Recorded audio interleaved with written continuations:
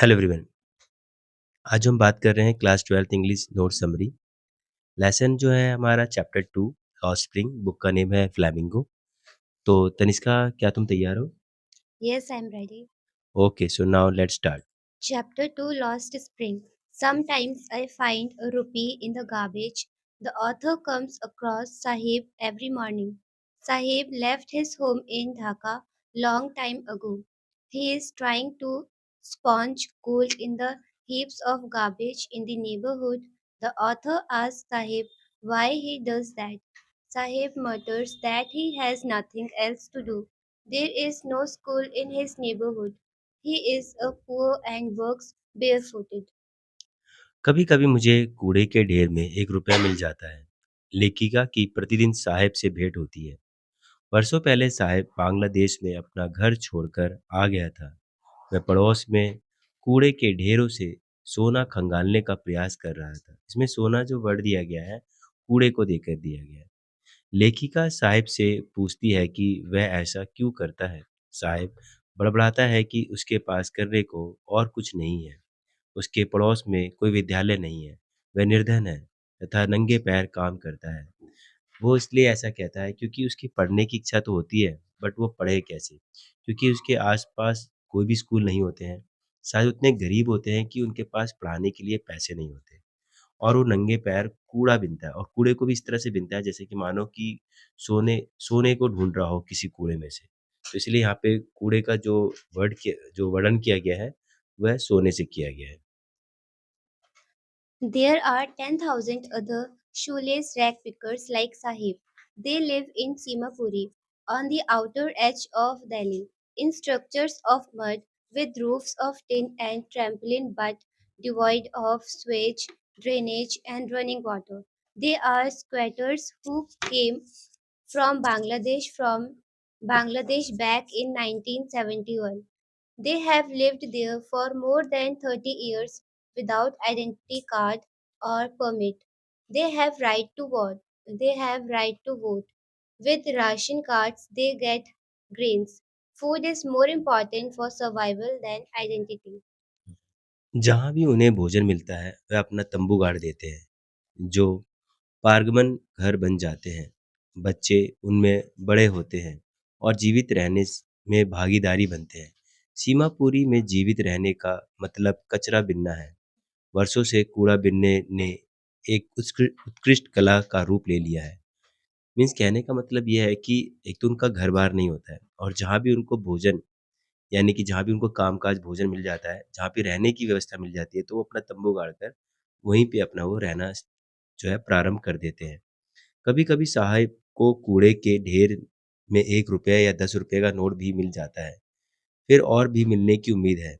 कूड़े का अर्थ उनके माता-पिता के अर्थ से भिन्न होता है। बच्चों के लिए ये आश्चर्य में लिपटा हुआ है, बड़ों के लिए ये जीवित रहने का एक साधन है। कहने का मतलब ये है कि बड़ों के लिए तो भई कूड़ा बेचकर जो भी है पैसे कमाना, लेकिन इसमें बचपनों जो बच्चे हैं छोटे, उनका तो बचपन सारा का सारा बचपना जो है, उस कूड़े के ढेर में ही व्यतीत हो जाता है।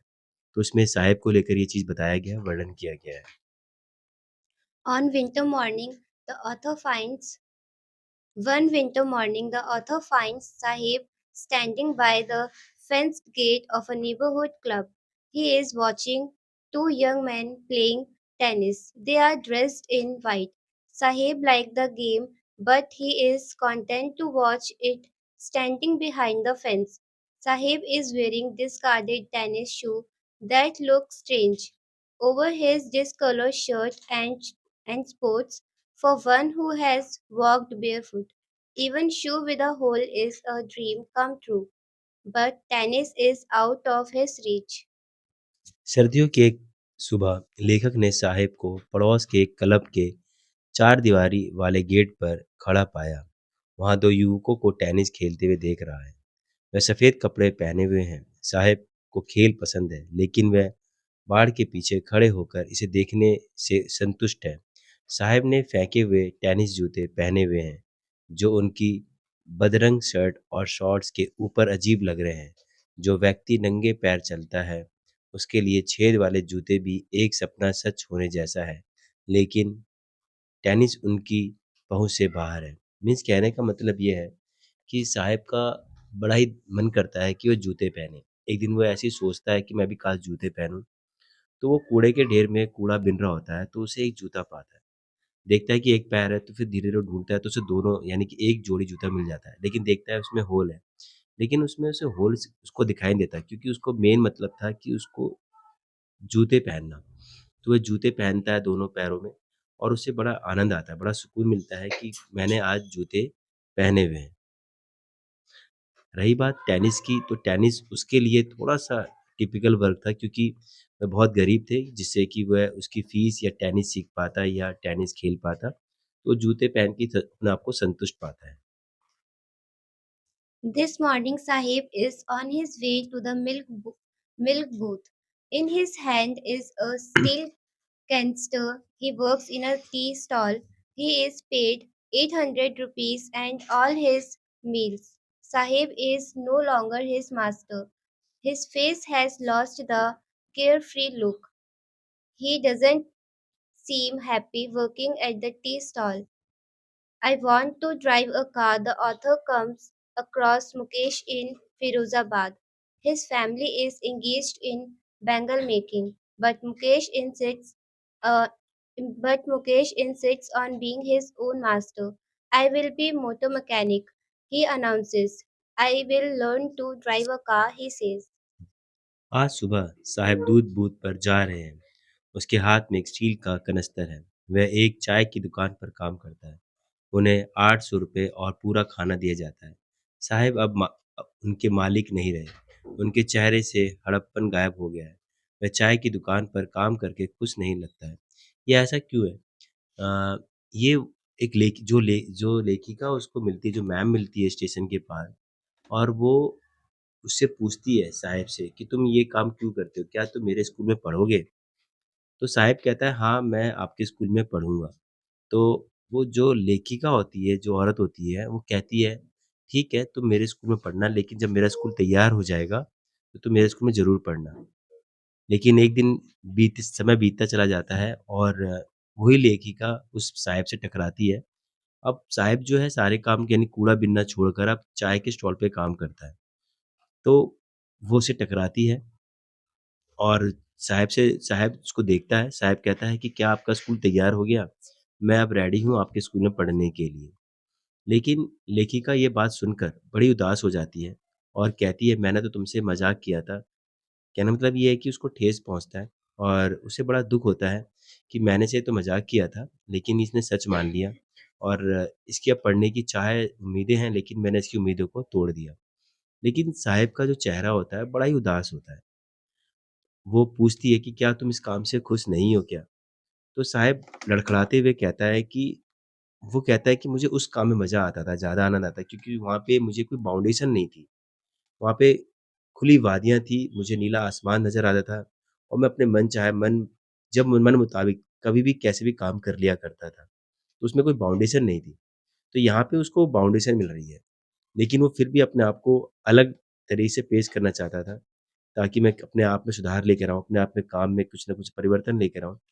लेकिन ये सब देखकर जो लेखिका है, बड़ी उदास हो जाती है और वह वहाँ से चली जाती है। दूसरी जो स्टोरी है, अब यहाँ पर एक मुकेश को लेकर कहानी है। तो चलिए हम स्टार्ट करते हैं। नित्य, मैं कार चलाना चाहता हूँ। लेखक की मुलाकात फिरोजाबाद में मुकेश से होती है। उनका परिवार चूड़ी बनाने का काम करता है, लेकिन मुकेश खुद अपना मालिक बनने पर जोर देता है। उन्होंने घोषणा की कि मैं एक मोटर मैकेनिक बनूँगा। वह कहते वे कहते हैं मैं कार चलाना सीखूँगा। कौन? मुकेश कहता है। एक लेखक से कहता है कि मैं यहाँ पे जो भी हमारा यहाँ बिज़नेस है चूड़ी बनाने का बिज़नेस जो है, जो कारोबार है फिरोज़ाबाद में बहुत ज़्यादा पॉपुलर है, बहुत ज़्यादा फ़ेम है।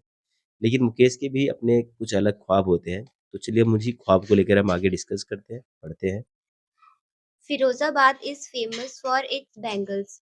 Every other family in Firozabad is engaged in making bangles.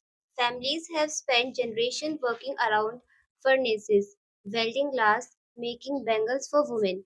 None of them know that it is illegal for children like Mukesh to work in the glass furnaces with high temperatures. In Digni, Cells without air and light, they slog their daylight hours, often losing the brightness of their eyes. If the law is enforced, it could get Mukesh and 20,000 children out of the hot furnaces. Firozabad अपनी चूड़ियों के लिए प्रसिद्ध है। फिरोजाबाद में हर दूसरा परिवार चूड़ी बनाने का काम करता है। परिवारों ने भट्टियों के आसपास काम करते हुए, कांच वेल्डिंग करते हुए, महिलाओं के लिए चूड़ी बनाते हुए कई पीढ़ियां बिताई है। उनमें से एक उनमें से कोई नहीं जानता कि मुकेश जैसे बच्चों के लिए उच्च तापमान वाली कांच की भट्टियों में बिना हवा और रोशनी वाली गंदी कोशिकाओं में काम करना गैर कानूनी है। मीन्स कहने का मतलब है कि मुकेश बहुत छोटा होता है, उसकी उम्र के अनुसार जो काम हो रहा है, वो बहुत ज़्यादा हानिकारक है। वह दिन के उजाले में कड़ी मेहनत करते हैं और अक्सर अपनी आँखों की रोशनी खो देते हैं, क्योंकि इतनी कड़ी रोशनी होती है और उतना तापमान जितना हाई होता है, जिसकी वजह से उनकी आँखों की रोशनी तक चली जाती है। यदि कानून लागू किया गया, तो यह मुकेश और 20,000 बच्चों को गर्म भट्टियों से बाहर निकाल सकता है। लेकिन निकाल तो सकता है, लेकिन करे क्या? क्योंकि उनके पास जो कामकाज है, क्योंकि बहुत गरीब होते हैं। तो मुकेश अपनी दास्तान, अपनी कहानी बता रहा होता है कि हम इतने गरीब हैं कि हमारे पास कुछ और ऑप्शन नहीं है चूड़ी बनाने के अलावा। चलिए आगे की ओर बढ़ते हैं। They walk down stinking lanes choked with garbage, past homes that remain holes with crumbling walls, wobbly doors, and no windows. Humans and animals coexist there. They enter a half-built shell. One part of it is thatched with dead grass. A frail young woman is cooking evening meal over a firewood stove. She is the wife of Mukesh's elder brother and already in charge of three men, her husband Mukesh and their father. The father is a poor bangle maker. कूड़े कचरे से भरी बदबूदार गलियों में चलते हैं। उन घरों के पीछे से जो ढहती दीवारें, हिलते दरवाजों और बिना खिड़कियों के ढेर बने हुए हैं। मनुष्य और जानवर वहाँ सह अस्तित्व में रहते हैं। कहने का मतलब ये है कि बड़े अजीब तरीके से, क्योंकि वहाँ का जो माहौल होता है, बड़ा ही गंदा माहौल होता है। जहाँ पे जानवर तो मतलब इंसान तो दूर, जानवर दूर की बात, इंसान का रहना भी बड़ा मुश्किल हो जाता है। वे एक आधी बनी झोपड़ी में घुस जाते हैं। इसका एक भाग मृत घास से ढका हुआ है, यानी कि जो घास फूस है उसे ढका हुआ है। एक कमजोर युवती लकड़ी के चूल्हे पर शाम का खाना पका रही है। वह मुकेश के बड़े भाई की पत्नी है और पहले से ही 3 पुरुषों, अपने पति मुकेश और उसके पिता की प्रभारी है। पिता गरीब चूड़ी निर्माता है, यानी कि कहने का मतलब ये है कि उसका जो फादर है, वह भी चूड़ी बनाता है, लेकिन बहुत गरीब होते हैं, क्योंकि उनके पास और कोई कारोबार और कोई काम नहीं है चूड़ी बनाने के अलावा। Despite long years of hard labor, first as a tailor and then as a bangle maker, he has failed to renovate a house and send his two sons to school. All he has managed to do is teach them what he knows, the art of making bangles. कई वर्षों की कड़ी मेहनत के बावजूद, पहले एक दर्जी के रूप में और फिर चूड़ी बनाने वाले के रूप में, वह एक घर का नवीनीकरण करने और अपने 2 बेटों को स्कूल भेजने में विफल रहे। वह बस इतना करने में कामयाब रहा कि वह उन्हें सिखाता है जो वह जानता है, चूड़ियाँ बनाने की कला। क्योंकि उसके पास कोई और चारा नहीं था, क्योंकि इतने गरीब थे कि अपने बच्चों को कैसे पढ़ाते। तो उसने जो भी उसके पास कला थी, वही कला उसने अपने दोनों बेटों को सिखा दी। Mukesh's grandmother has watched her own husband go blind with the dust and polishing the glass of bangles. She says that it is his destiny. She implies that God given lineage can never be broken.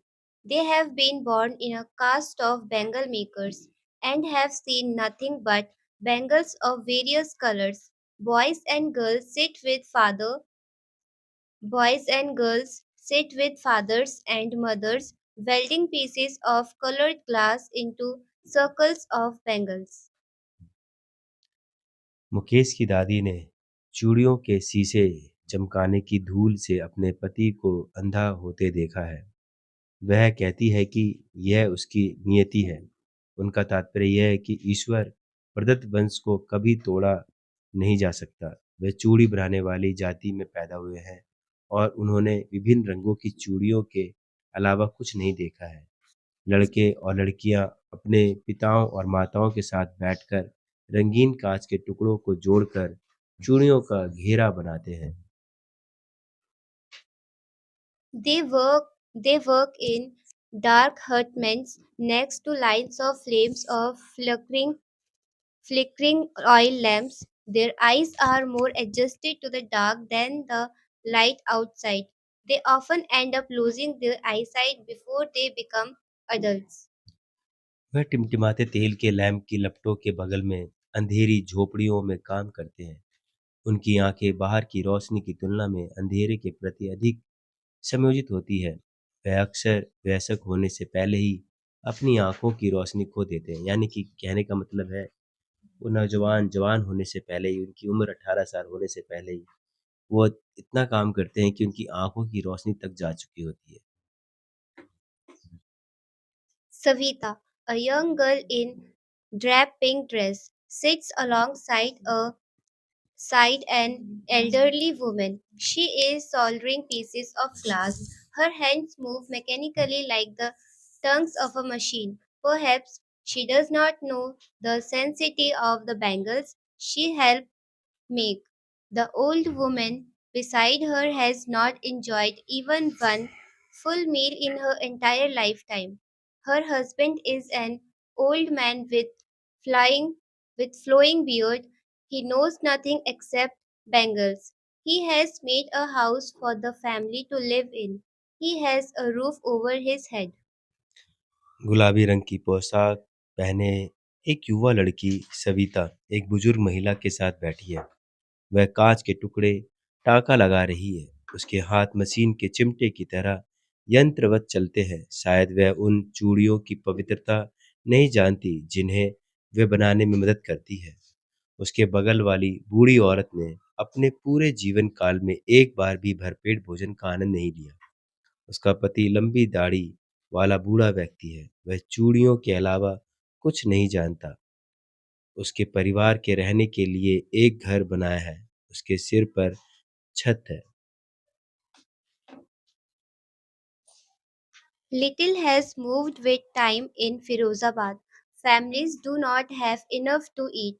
They do not have money to do anything except carry on business of making bangles. The young men echo the lament of their elders.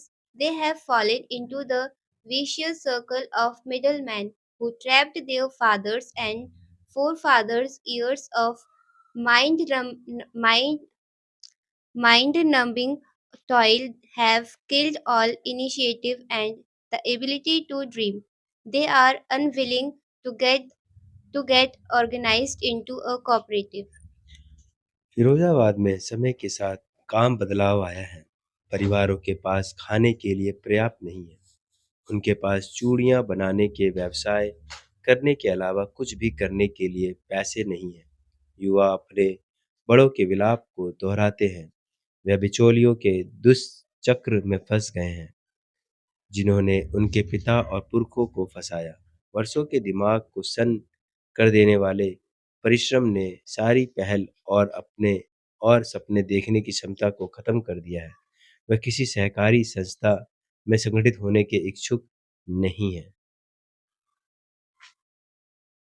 They fear that they will be hauled up by the police, beaten and dragged to jail for doing something illegal. There is no leader among them. No one helps them to see things differently. All of them appear tired. They talk to they talk of poverty, apathy, greed and injustice. उन्हें डर है कि कुछ गैर कानूनी काम करने पर पुलिस उन्हें पकड़ कर ले जाएगी, पीटा जाएगा और जेल में डाल दिया जाएगा। इनमें कोई नेता नहीं है। कोई भी उन्हें चीज़ों को अलग ढंग से देखने में मदद नहीं करता। ये सभी थके हुए नजर आ रहे हैं। वह गरीबी, उदासीनता, लालच और अन्याय की बात करते हैं। Two distinct worlds are visible: one, families caught in poverty, and burdened with the stigma of caste in which they are born. The other, a vicious circle of moneylenders, the middlemen, the policemen, and the keepers of law and politicians. Together they have imposed the baggage on the child that he cannot put it down. He accepts it as naturally as his father. To do anything else would mean to dare. And daring is not part of growing up. The author is cheered when she senses a flash of it in Mukesh, who wants to be a motor mechanic. दो अलग-अलग दुनियाएं दिखाई देती हैं। एक गरीबी में फंसे परिवार, उस जाति के कलंक के बोझ तले दबे हुए जिसमें वे पैदा हुए हैं। दूसरा साहूकारों, बिचौलियों, पुलिसकर्मियों, कानून के रखवालों और राजनेताओं का एक दुष्चक्र है। दोनों ने मिलकर बच्चे पर इतना बोझ लाद दिया है कि वह उसे उतार नहीं सकता। वह इसे अपने पिता की तरह स्वाभाविक रूप से स्वीकार करता है। कुछ और करने के मतलब साहस करना होगा, और साहस उसके बड़े होने का हिस्सा नहीं है। लेखिका खुश हो जाती है जब उसे मुकेश में इसकी झलक महसूस होती है, जो मोटर मैकेनिक बनना चाहता है। आई होप कि आपको ये आज की स्टोरी अच्छी लगी होगी। अगर वीडियो अच्छी लगी हो तो प्लीज़ वीडियो को लाइक, शेयर, सब्सक्राइब कीजिएगा। इसी तरह की वीडियो को पाने के लिए आप हमें बेल आइकन पर क्लिक कर सकते हैं, ताकि जब भी हमारी न्यू वीडियो कोई भी समरी आती है तो आपको तुरंत-तुरंत मिल जाए। आई होप कि आपको वीडियो अच्छी लगी हो। मिलते हैं नेक्स्ट वीडियो में, नेक्स्ट क्लास के साथ। Thank you for watching.